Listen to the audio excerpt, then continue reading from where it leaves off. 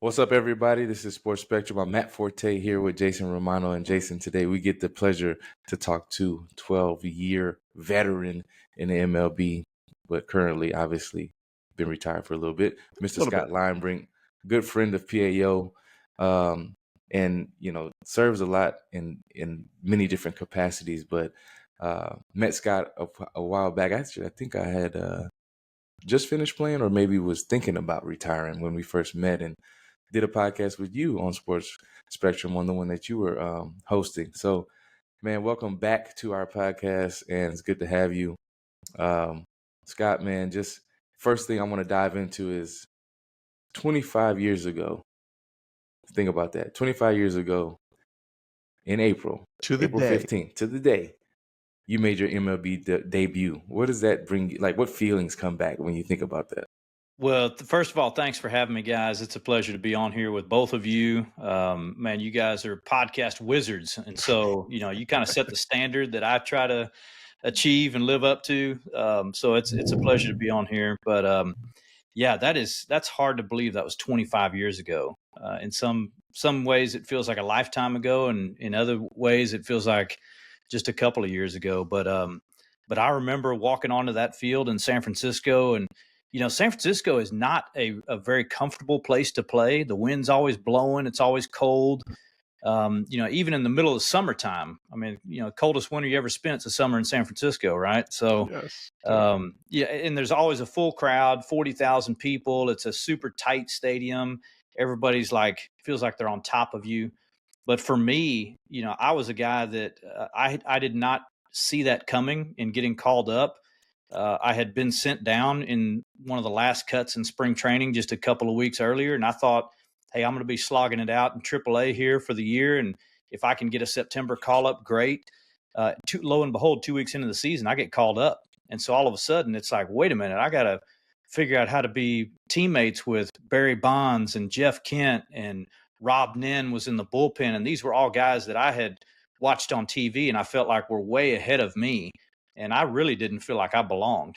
And so getting called to pitch in that one inning, I remember running out there onto the field. I felt like I was running on air. I literally could not feel my feet.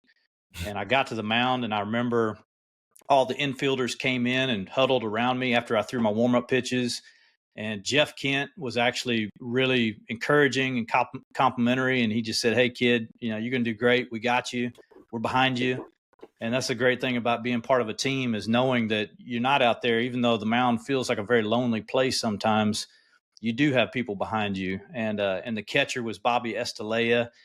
He tapped me on the chest and he said, it's an honor to catch your first ever inning in the big leagues. So that's really what I remember, is those interactions. But somehow I skated through an inning and got out of there with no score, but it wasn't pretty. Yeah, I know for a fact too, as when you're a young player, veteran presence can bring a sense of calming or a sense of peace as you go into the game or whatever you are set to do.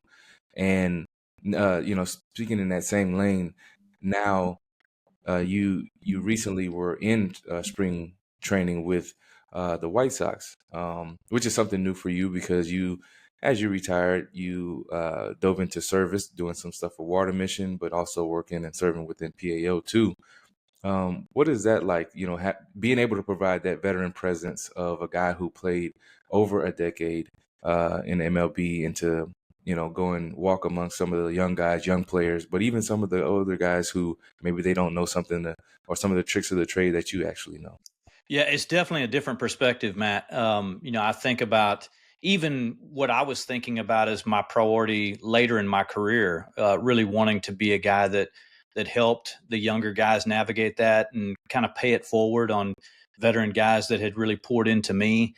But now, I really showed up in spring training this year with a heavy dose of humility, because the game has changed so much over the last 15 years since I've been out. And, just seeing the different ways that they're taking, measuring the game, evaluating players, changing mechanics. It's so technical. And so for me, just to learn some of that stuff was really helpful. but at the end of the day, it's all about people, right? So it was fun for me to meet some of these younger guys. Immediately connected with a couple of guys that were from Texas, and one of the guys is actually his agent is one of my good buddies that I played college ball with. All the coaches, well, not all of them, but at least half of them were guys that I played with or against. And so it was kind of a reunion in that sense, getting back and talking to them. But that's the thing that I enjoyed more than anything is just interacting with people. And I really look forward to seeing the White Sox do something this year, right? We had a tough year last year, set a record for the most losses in the history of the game. So we can only go up from here. Yeah. I'm located in Chi-Town, so I definitely heard about it.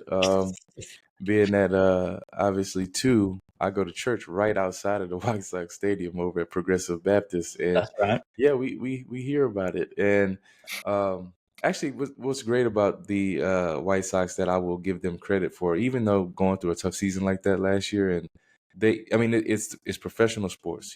There's ups and downs all the times, and especially now with more media coverage, it's easy to jump on the bandwagon. You see so many fans like, oh, and they call themselves fans, but then they don't want to be there in those tough times too. Now some of them will, but a lot of them jump on the train of complaining about the team. And what I will say is that I actually got the chance and opportunity to do faith and family night for the White Sox, which was really something new that I had never been a part of. And it'd be easy for the team to say, "No, we're not doing that.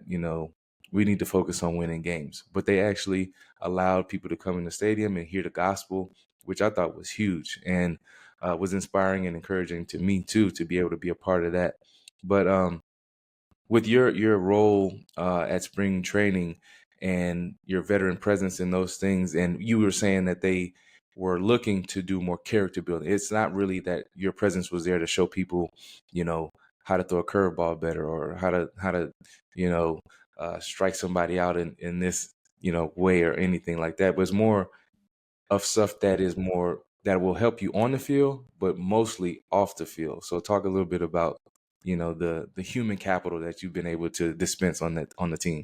Yeah, well, at the end of the day, when we talk about player development, and that's kind of the all-encompassing term that they use for minor leaguers that get drafted into the system. They work their way up through low A, high A, double A, triple A, eventually the big leagues. So like there's that long process, and it is a development stage. And for some guys, it may take a year or two. Some are there for 5 to 6 years. But really, that is, it's truly development, and it's not just the physical skills, but also, I mean, baseball is such a mental game, right? So you really got to get it into the intangibles. And so they've taken some intentional steps. They've hired a minister of culture, really interesting guy who's a former Navy SEAL, and he's really trying to write the curriculum on, hey, what are our values? What are our foundational principles? What are things that we value that are not just measured from a statistical standpoint with all of these machines, but how do we really get into the psyche behind these players? Because you think about I think for me personally, that was a huge step in my development is just believing that I belong there. I mentioned walking out there the first time with some of those other guys, like I didn't feel like I should be on that field. And so, and it really, carried with me for the next couple of years before I really understood, like, no, I have what it takes. And a lot of that just came from a mental mindset. So yeah, so, just helping these guys navigate some of those questions, leaning into, one of the big lessons that was kind of replaying in my mind that I shared with a couple of guys is we have to accept responsibility. And this is a big part of, I think, leadership and character. I think I heard John Kitna give a talk that incorporated a bit of this, what it takes to be a real man. One of those is accepting responsibility. And every day we show up in a baseball field and we make a series of small decisions that are either going to bring us closer to our goal or further away. And so it's up to you, which decisions are you going to make? And are you going to accept responsibility for those decisions? Because the output, the product, is going to be accumulation of all of those little decisions. And eventually that is my career. And so, just getting guys to think in that direction, we all have tough days out on the field, and in baseball, sometimes you can do everything right and you don't get the results. You got to accept responsibility. You got to stand there in your locker and answer those tough questions from the media and say, you know what, it didn't work out and it's on me. And I'm not going to blame anybody else, but I'm going to show up tomorrow and I'm going to make all those little decisions that are going to fix this and get me back to where I want to be and where everybody else wants me to be so that I can help the team win.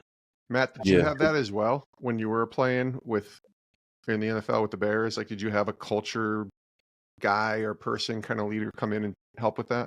So with the Bears, we had player development director. It was not very in depth, I would say that. But we did have a chaplain who did a wonderful job. We had a few chaplains over the years because coaching changes, and they did great jobs of being that spiritual root of the team to encourage guys to that life is bigger than the game, and to show that there's things outside of football, even though the sport encompasses like all of your time. But what you're saying is Scott, talking about being a real man and having responsibilities and taking care of those. But what comes with that, which is what a lot of the chaplains and ministers who come in and talk about leadership and stuff, is that you have to prioritize those. Mm-hmm. And isn't that a picture of the Christian walk? We work so much on the physical aspect of the game, yet the mental part of the game probably is more valued, or is actually a harder part to perfect than the physical part. Going to the weight room and hitting weights and grinding, doing that stuff is easy. Going out and running and doing what you need to be great consistently is easy, because you've been blessed with that talent to develop it. But when it comes to the mental part of being able to focus, highly focus or laser focus on something, and then being able to deal with the ups and downs and the transitions of stuff, like you said, there's many days you can do everything absolutely right and fail. And so how does that mess with you mentally? Or if you got off the field issues going on in your life, how do you prioritize those things? So it's definitely a picture of the Christian walk. I would say too, is we sometimes prioritize the routineness of religion instead of actually focusing on the spiritual aspect of what matters most. So, with that, I say with the Jets, we did something with some Navy SEALs, leadership training and all that stuff. And one of the first things the guy came in and said, which I thought was awesome, he was like, if you think that leading by example is actually something that's a real thing, then you should walk out of the room. And we're like, well, most guys probably in this room think that leading by example is actually something that's good as a veteran that you should do. And he's like, that's not something that's important. That is just that's literally just you doing what you're supposed to do.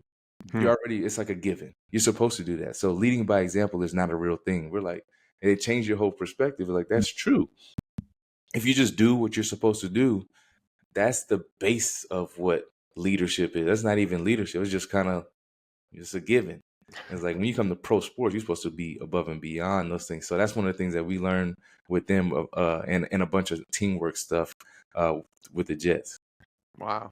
Yeah, Scott, I would imagine when you were playing, it wasn't, maybe this wasn't a focus, but you played 12 years and you were a relief pitcher. And like you said, you came in and maybe you did everything right and you gave up 3 runs and the team lost. And the next game you were called on again and you had to go out there and you had to put all that behind you and focus on the task at hand. When you were playing, is this something you're even thinking about, or is this something more you learned as you get further and further away from playing? Yeah, I think it definitely came with experience, so the longer I played, the less I wanted to know what was being said around me. And Matt, Chicago's a big media town. It was really the first place that I played that there was a whole lot of attention put on the team that you were on, a lot of expectations to win. Maybe not as much with the White Sox, but it's always been a Cubs town. But, when I got there, it was 3 years removed from winning the World Series. So there was still, high hopes. We had a really good team that year. We had some Hall of Famers on that team.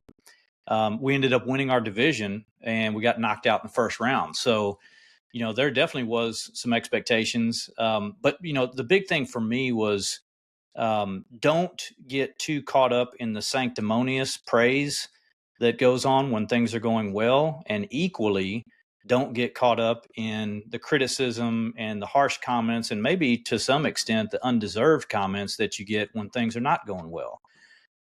Because one thing that helped me is I was focused on the inputs. So if you just focused on the outputs, and of course the outputs are important because that leads to wins. But if that's your only focus, then you're going to miss that there's some really good things on the other side that you're putting in. And sometimes you may go through a stretch where you don't get the results, but you don't need to change anything. You're doing everything that you need to do. And I think that's what really leads to slumps, is guys get caught up thinking, well, I didn't get the results, so I must be doing something wrong. I need to change something. Hey, I mean, it may have just not been your day. So, having a short memory and not paying a whole lot of attention to what was being said in the media, those were things that I definitely learned and appreciated over time with that, kind of mental training. But man, my faith was a big part of it. I remember praying the same prayer every time I broke through the door of the bullpen. And basically it went something like this: God, help me use the talents and abilities that you have given me to honor you today with what I do out here on the field. And the second part was, let me be okay with whatever results may come. And so at the end of the day, I can walk off of that field knowing, first of all, I did everything that I needed to do to prepare. I showed up today. If it worked out, great. If it didn't, God still loves me. God's got me. And you know what? I'm going to show up tomorrow and put on the uniform and go out and try it again. Yeah, that's definitely identity, being rooted in the right place. Because when it does come to sports, which we talk about on Sports Spectrum a lot, is when it comes to professional sports, you can kind of, with the media attention and all that stuff, think that you are what you do. And so if you're bad that day, then you even internalize that, which is not good, which we always love young athletes to get that at an earlier age, that, man, you're more than just this sport or your performance. Especially that's the best message of the gospel. We can't outperform or underperform enough to lose the love of Christ. So I appreciate you talking about that. But you also mentioned how the game has changed. So I know analytics became something like maybe halfway through my career, where they had this, guy with glasses who would come in, and no disrespect, Jason, because you wear glasses, but he would come in with all these notes on certain statistics, and we used to study tendencies and do those things, like they blitz this many times, or the cornerback comes off when the safeties overlapping this receiver. But this guy came in with like all of these crazy stats, and analytics kind of changed the game from that standpoint, where a lot of teams who were behind the eight ball on that, where maybe they didn't invest in that part, they were losing close games because they didn't have that edge. Yeah. So how have you seen the game change since you've been around it now? Yeah. Well, I think we're still going through a shift. I think what you're seeing now is the game was so heavily focused on analytics that in some regards we took our eye off the ball because we were just worried about numbers. We weren't focused on maybe some of these intangibles. And I'm not even talking about character stuff. I'm talking about like just a general feel for the game. I'll tell you a story. I was sitting here watching a game in spring training, and a guy threw a fastball and blew it by this guy. I mean, he's obviously late. He hit it in the next field, and he comes back and he throws an off-speed pitch. And I was like, and I bumped the coach next to me. And I was like, why did he throw an off-speed pitch right there? He's like, I know. He said that's the thing. Like these kids, they can't read the game. In my day, it's like if I throw a fastball and it's obviously by somebody, they're late, I'm throwing another fastball until they prove they can hit it. So, just having some of that, just general IQ about the game, I think we're starting to get back to that, teach that. And I think you see a shift across the league and getting, some of the more old school guys, some of the guys with real world experience, practical knowledge. That's what they told me. Like, hey, just talk to these guys about pitch grips and approach. And so there was a kid there that was learning a split finger. And so I threw a split finger. So I was just talking to him about like, how do you hold it? How are you planning on using it? What are you throwing ahead of that to make that pitch look really good? Those are things that metrics can't really teach you. And so I think you're starting to see a shift back. I'm not saying or suggesting that we throw out the metrics, but it can't be the only thing that guides the decisions that we make. It's a great tool. One of the pitching coaches said it a great way. He said, we're still driving a Rolls Royce. We've just got more gauges to look at. But sometimes, like when you're driving down the road, you don't need to know the temperature of the transmission fluid. Like that's not going to help you win a race.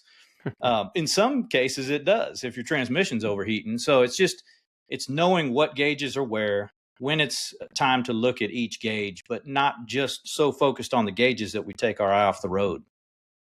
Yeah, I've noticed that when there's so much of the cutting edge type of analytical stuff, a lot of times it can cause someone to be more robotic out there instead of using your natural talent. Like you're saying, getting that feel for the game to set up things.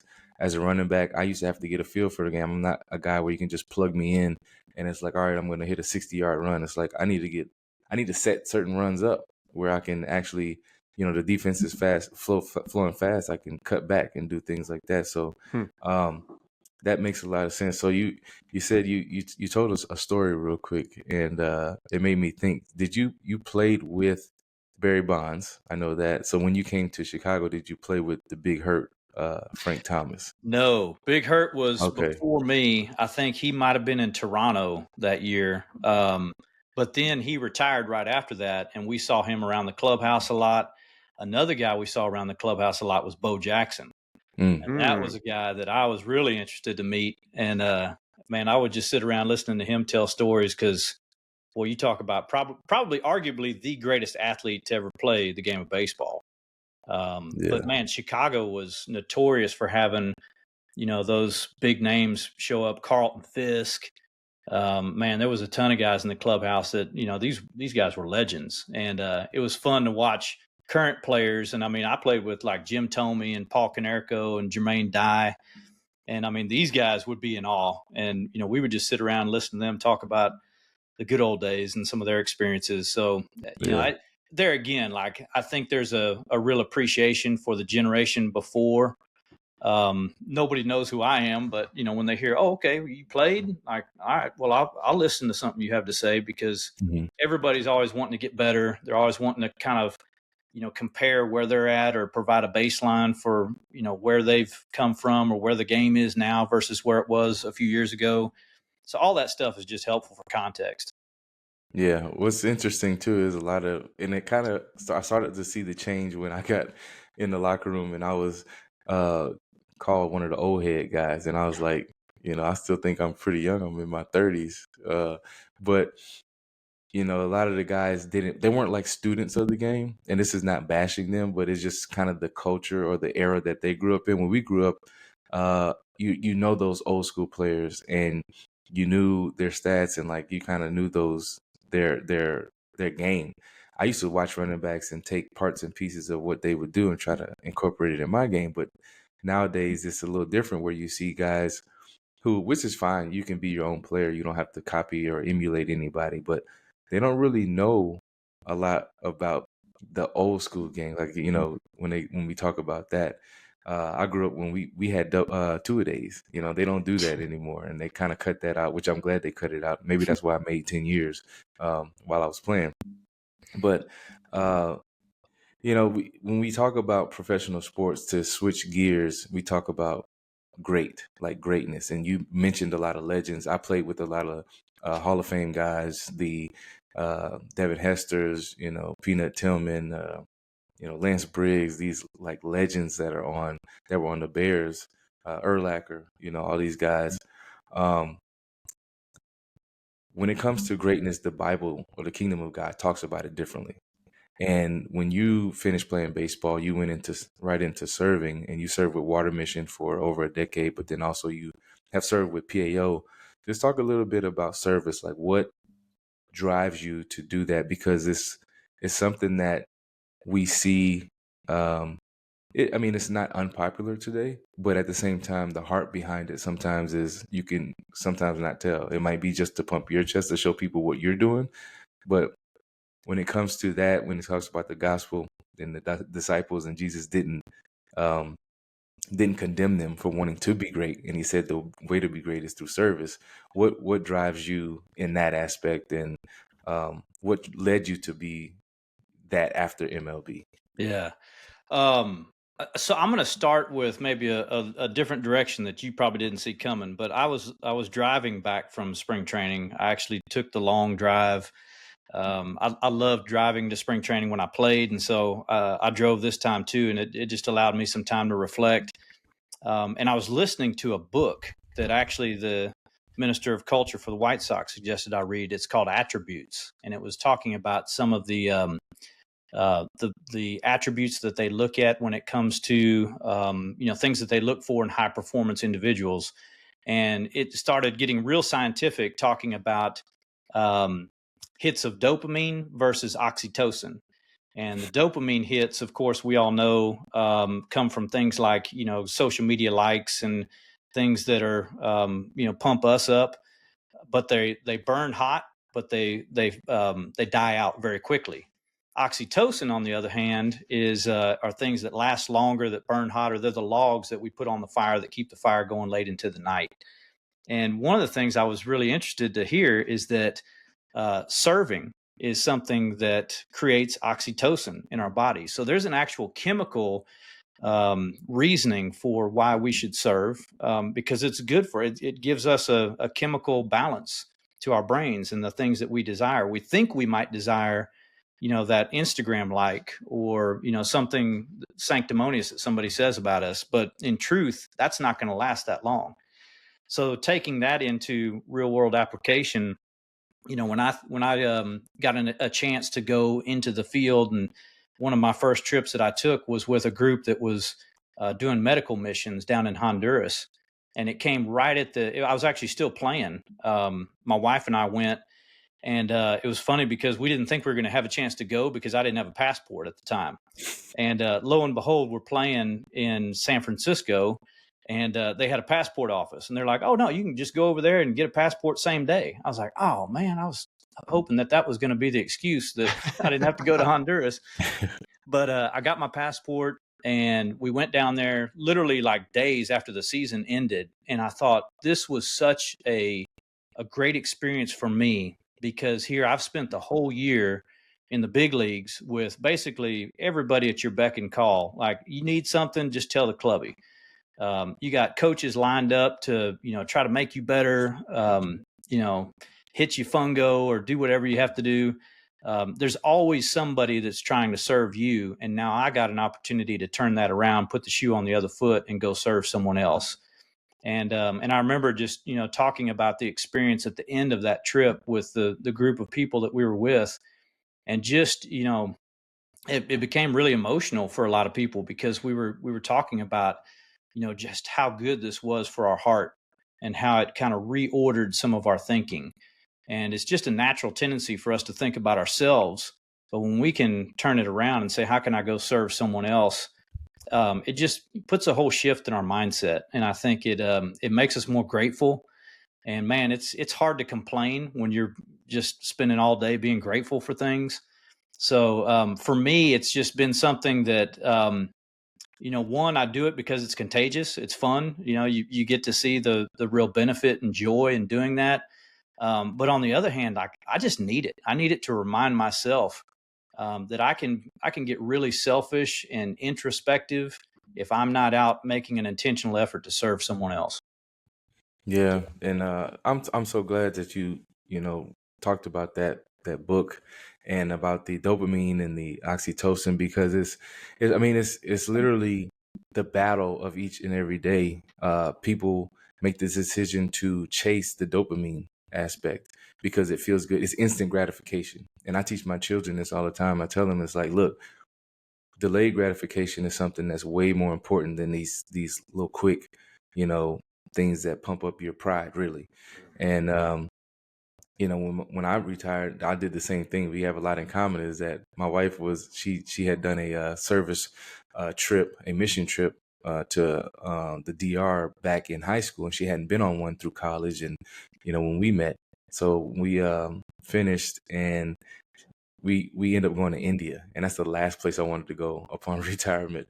And I drug my feet. We end up going there, and it was the same thing. I was blown away by the luxuries that we have that we take for granted each and every day. But people out there who are getting persecuted for saying the name of Jesus, that are glorifying God in dirt shacks and don't have full sets of clothes for their kids, and don't even have a toy of their own. They have community toys. And so to be able to serve in that aspect and go there, to see that made me so much more grateful to come back, and to be humble, to keep me humble, to say, you have the Lord has blessed you a lot, and to be able to serve in that aspect, he's wired us that way.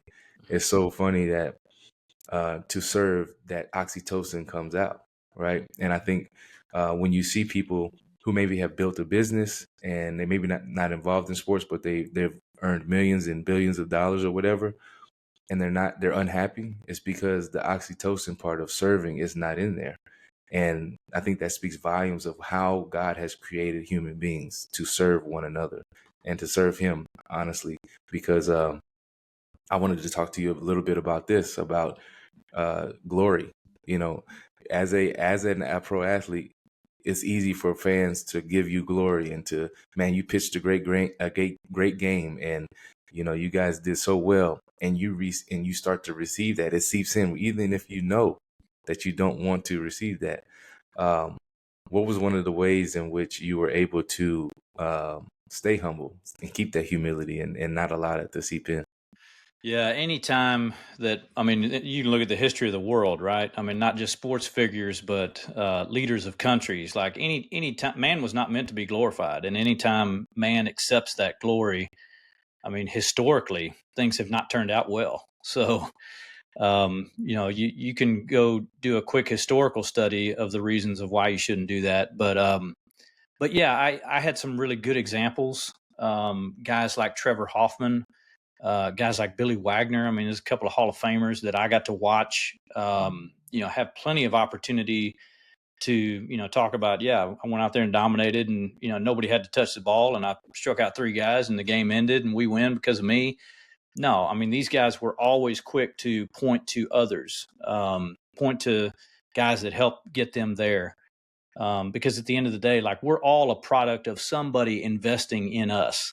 There's nobody that arrived at the spot that they're at, and not just professional athletes, but anybody in any role.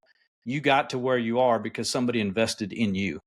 And so, just being mindful of that and remembering, there's a lot of people that poured into me over the years and helped me get to where I am. And so, again, going back to that idea of how can I pour into someone else and give back, that's the stuff that truly satisfies. But man, as soon as we start accepting glory, we think we're a big deal real quick, and it doesn't turn out well. Yeah. And last question about me is, have you seen, like, what, I know you've seen it, but what kind of fruit have you seen from your service in these different fields of ministry, but then also just even your personal walk, where I know you're not ashamed to share the gospel with anybody that you come into contact with, and you never know. A lot of times, strategically, the Lord places those random people that you meet around you, and you're like, I think I should talk to this person about how good our Lord and Savior is. So, have you seen fruit from that? Yeah, I think serving really starts in home, with the people that you're closest to. So, we've all got kids on this show, and we know how proud we are whenever we see our kids, like, the light bulb go on, or them do something that they really appreciate, or that we appreciate about, shows that they're listening. I'll tell you something that happened recently here. We took our kids on a mission trip between Christmas and New Year's this past year, and we went down to Mexico, and we were building houses. And I'd done work with this group before, but I loved the hands-on approach. Not every trip has to be something where you go down and you get grimy and dirty and, sleep in a cinder block church camp. But that's what this trip was. And I think it was a good way to show them, for the first time being out of the country, hey, not everybody lives like we do. And there's some things that we can truly be grateful for. There's some things that we can help with. But they built these houses out of cinder block, and basically they can build an entire house from the floor to the ceiling for $9,000. And we came back, and several weeks later, my daughter and I were driving down the road, and there was a restaurant that was for sale, and she looks it up on Zillow, and it's like, it had a lot of property associated with it too. Bottom line, it was several $1,000,000. I think it was about $5 million. And so she said, "Dad, you realize that's $5 million?" And I said, "Yeah, it's a lot of money." And without saying anything, I can see her over there typing stuff in. She said, "You know how many houses we could build in Mexico for $5 million?" I said, "No, I don't. I can't do that math, but I like the way you're thinking."